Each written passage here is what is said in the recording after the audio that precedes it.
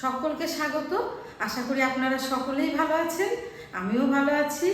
আজকে আমি আপনাদেরকে দেখাবো মাছের ডিম দিয়ে করলা রান্না। আপনারা আমার সঙ্গে থাকুন, দেখতে থাকুন। এখানে আমি 300 গ্রাম করলা নিয়েছি, এইরকম লম্বা লম্বা করে কেটে নিয়েছি। এবার আমি এটাকে হাফ চামচ নুন দিয়ে ম্যারিনেট করে নেব। এই নুন দিয়ে মেখে রাখলে পরে করলাটা অতিরিক্ত যে তিতভাব সেটা কিছুটা হলেও কমে যায়। করলাগুলোর মধ্যে ভালোভাবে নুন মাখানো হয়ে গেছে। এটা আমি আধ ঘন্টার জন্য রেস্টে রাখবো। আর এখন আমি মাছের ডিমটাকে কিছু বাটা শুকনো মশলা দিয়ে মেখে নেব। আমি 500 গ্রাম মাছের ডিম নিয়েছি, এটাকে আমি এখন মশলা দিয়ে মাখবো। হাফ চামচ হলুদ, হাফ চামচ জিরে গুঁড়ো, হাফ চামচ ধনে গুঁড়ো, হাফ চামচ শুকনো লঙ্কার গুঁড়ো, হাফ চামচ কাশ্মীরি লঙ্কার গুঁড়ো। আর এই বাটিতে আছে 4টে কাঁচা লঙ্কা, 6 কুচি রসুন আর 1.5 ইঞ্চি মতো আদা। এটাকে আমি পেস্ট করে নিয়েছি, এর মধ্যে দিয়ে দেবো। আর দেবো পরিমাণ মতো লবণ। এই মশলাগুলো সব মাছের ডিমের সঙ্গে ভালোভাবে চটকে মেখে নেব। ডিমটা মশলা দিয়ে ভালোভাবে মাখা হয়ে গেছে। এমনি করলার প্রচুর গুণ আছে, কিন্তু বাড়ির ছোটরা তো খেতেই চায় না, আর বড়রা গুণ জানা সত্ত্বেও তারাও খেতে চায় না। ঠিক এইভাবে রান্না করলে, আমি যেভাবে রান্না করবো আপনারা প্রথম থেকে শেষ পর্যন্ত ভিডিওটি দেখবেন, যে এইভাবে রান্না করলে পরে বাড়ির ছোট বড় সকলেই খাবে। 2টো বড় পেঁয়াজ কুচিয়ে রেখেছি, এবার এটাকে তেলের মধ্যে হালকা করে ভেজে নেব।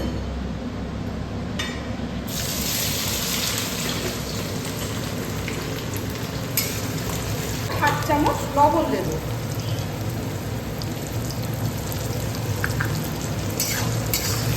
দেখুন বন্ধুরা, পেঁয়াজটা নরম হয়ে গেছে। এবার আমি এখানে 2টো আলু এইরকম লম্বা লম্বা করে কেটে রেখেছি, এটাই পেঁয়াজের মধ্যে দিয়ে দিচ্ছি।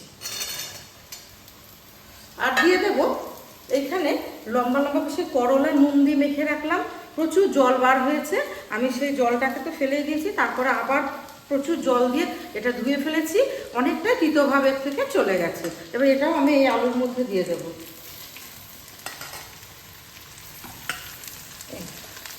আমি পেঁয়াজের সঙ্গে ভেজে নেব।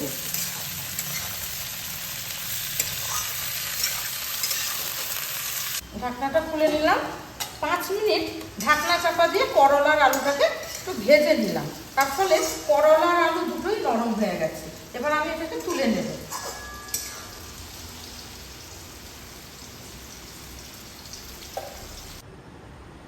করলা আর আলু ভাজার তেলে আর একটু তেল দিয়ে দিয়েছি।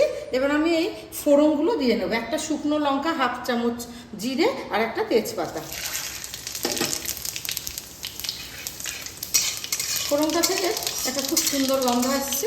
এবার আমি যে মশলা দিয়ে ডিম মেখে রেখেছিলাম, সেই ডিমটা এই তেলের মধ্যে দিয়ে দেবো।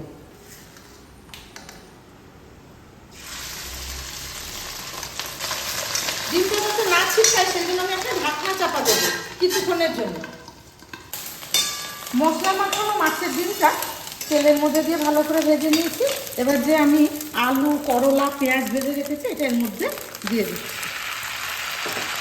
ভালোভাবে মিশিয়ে নিয়ে 5-7 মিনিট মতো আমি ভেজে নেব। 5-7 মিনিট আমি এই মাছের ডিমের সঙ্গে করলা, আলু, পেঁয়াজটাকে ভেজে নিলাম। এই ভাজাটা আপনারা গরম গরম ভাতের সঙ্গে খাবেন, দেখবেন বাড়ির ছোট বড় সকলেই খুব ভালো খাবে। আর বাড়িতে একবার হলেও এভাবে ট্রাই করে দেখবেন। ভিডিওটি ভালো লাগলে পরে লাইক, শেয়ার, কমেন্ট করবেন আর সাবস্ক্রাইব করবেন চ্যানেলটিতে, আমার পাশে থাকবেন। আর এখন আমি এর মধ্যে দিয়ে দেবো একটু ধনেপাতা।